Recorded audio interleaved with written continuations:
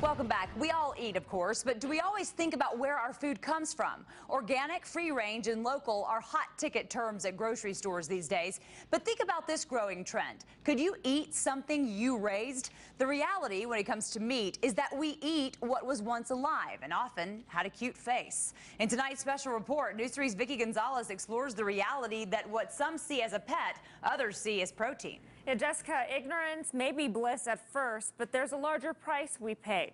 According to the USDA, more than 30% of available food goes uneaten in the United States, and protein is the top food group tossed. Animals just thrown in the trash.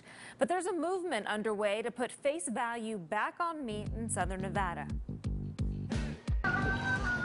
It's 6 a.m. at Quail Hollow Farms, about an hour drive from Las Vegas. It's sun up to sundown and often many times into the wee hours of the night or early hours of the morning, but it's a lifestyle.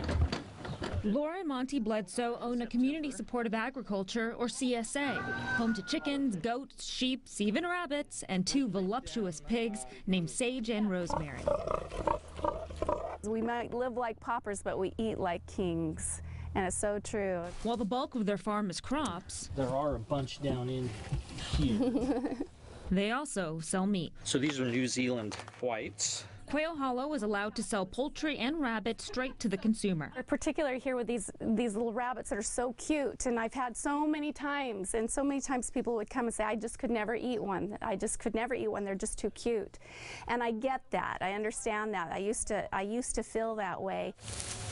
But Laura and Monty's mission is to get consumers to think about where their food comes from. We found that almost a full year with this mall lambs that they produce very, very well and really good quality meat.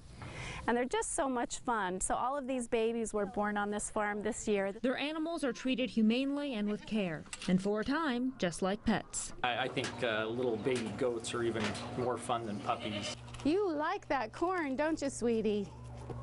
Yeah, you're a good girl. Monty and Laura can eat what they raise. And that is always kind of a scary proposition to name your animals because it makes it a little bit harder. I didn't think I would like goat meat, and I actually found that it's probably my favorite meat.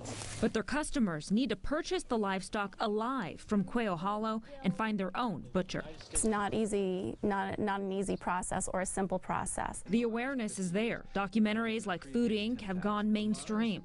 Americans want to know what's in their food and how the animal is treated. When you go through the supermarket, there is an illusion of diversity. Where a consumer like yourself buys directly from a farmer, there's eye-to-eye contact, face-to-face contact. You're here on the farm seeing how we do it. In the Las Vegas Valley, Quail Hollow is the grocer to around 100 families who invest in the farm. This week we have, this is arugula. You want to taste? You can eat it right out of the bag. Diana and Ted have been customers, also known as shareholders, for 3 years. We also get farm fresh eggs, and we get rabbit, and we have in our freezer half of a pig and a whole lamb. As well as Janelle and Kyle Wilcox. These animals are being raised in a more humane manner. They're slaughtered in a more humane manner, and we know they have a better life, so it's easier to actually purchase them from this farm and eat them as well.